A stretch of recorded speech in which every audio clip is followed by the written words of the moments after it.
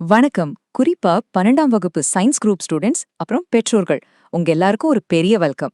சரி, எம்பிபிஎஸ் தாண்டி இந்த மருத்துவ உலகத்துல வேற என்னென்ன வாய்ப்புகள் இருக்கு? வாங்க இந்த டேட்டா அடிப்படையிலான அலசலுக்குள்ள நாம நேரா போகலாம். பயாலஜி குரூப் எடுத்த ஒவ்வொரு ஸ்டூடெண்ட் மனசுலயும் அவங்க வீட்லயும் இருக்கிற ஒரு மிகப்பெரிய ரொம்ப ஸ்ட்ரெஸ்ஸான கேள்வி இதுதான். 12th முடிச்சதுக்கு அப்புறம் எம்பிபிஎஸ் மட்டும்தானா? அது கிடைக்கலனா மெடிக்கல் கனவு அவ்வளோதானா? நோ வே, கண்டிப்பா கிடையாது. இந்த கேள்விக்கான ரொம்ப தெளிவான சயின்டிஃபிக்கான பதில தேடி தான் நாம இன்னைக்கு பயணிக்க போறோம். இதுதான் உங்க ஃபியூச்சருக்கான மெடிக்கல் ஈகோசிஸ்டம் மேப். இன்னைக்கு நம்ம பார்க்க போறது எம்பிபிஎஸ் தாண்டிய மருத்துவ உலகம். நேரடி உயிர்காக்கும் வல்லுநர்கள், நோயறிதல் மற்றும் தரவு நிபுணர்கள், சுயேச்சை மற்றும் மாற்று மருத்துவம், எதிர்கால தொழில்நுட்பம், கடைசியா உங்களுக்கான சரியான துறை எது? சரி, ஒவ்வொன்னா பார்க்கலாம். முதல் பகுதி, எம்பிபிஎஸ் தாண்டிய மருத்துவ உலகம். ஒரு காலத்துல மருத்துவ உலகம்னா அது டாக்டர்ஸ் மட்டும்தாங்கிற ஒரு பிம்பம் இருந்துச்சு. ஆனா உண்மையில இன்னைக்கு மாடர்ன் மெடிசின் அப்படிங்கிறது ரொம்பவே மாறிடுச்சு. இது வெறும் ஒரு டாக்டர் பேஷண்ட் ரிலேஷன்ஷிப் மட்டும் கிடையாது. இது பல நிபுணர்கள் ஒன்னு சேர்ந்து செயல்படுற ஒரு பிரம்மாண்டமான டேட்டா ட்ரிவன் நெட்வொர்க். இரண்டாவது செக்ஷன் நேரடி உயிர்காக்கும் வல்லுநர்கள், அதாவது டைரக்ட் லைஃப் சேவிங் எக்ஸ்பர்ட்ஸ். ஹாஸ்பிட்டல்ஸ்ல நோயாளிகளுக்காக போராடுற உண்மையான ஹீரோக்களை பத்தி இப்ப பாப்போம்.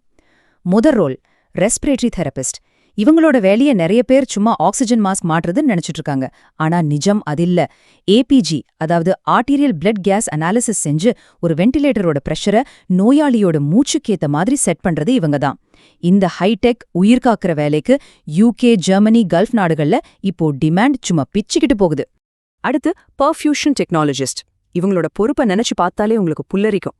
ஒரு ஓபன் ஹார்ட் சர்ஜரி நடக்கும்போது பேஷண்டோட இதயத்தை கொஞ்ச நேரத்துக்கு முழுசா நிறுத்திடுவாங்க. அந்த கேப்ல ஒரு செயற்கை இதய நுரையீரல் மிஷினை ஆப்ரேட் பண்ணி பேஷண்டோட மூளைக்கும் மத்த உறுப்புகளுக்கும் ஆக்சிஜன் சப்ளைய குறையாம பாத்துக்கிறது இந்த பர்ஃபியூஷனிஸ்டுகள் தான்.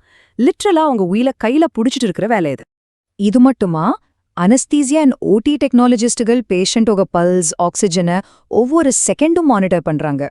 கார்டியாக் டெக்னாலஜிஸ்டுகள் ஆஞ்சியோபிளாஸ்டி அப்போ இசிஜி, எக்கோ மூலமா கார்டியாலஜிஸ்டுக்கே கைடு பண்றாங்க.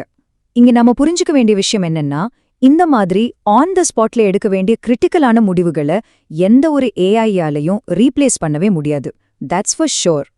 மூணாவது பகுதி, நோய் அறிதல் மற்றும் தரவு நிபுணர்கள், அதாவது டயக்னாஸ்டிக்ஸ் அண்ட் டேட்டா எக்ஸ்பர்ட்ஸ்.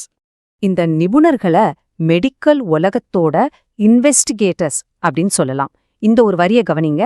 ஒரு எம்எல்டி அல்லது ரேடியாலஜிஸ்ட் இல்லாத டாக்டர் தடைவியல் ஆதாரம் இல்லாத ஒரு ஜட்ஜ் மாதிரி. எவ்வளோ பெரிய உண்மை பாத்தீங்களா? நோயாளிய பார்த்து மட்டும்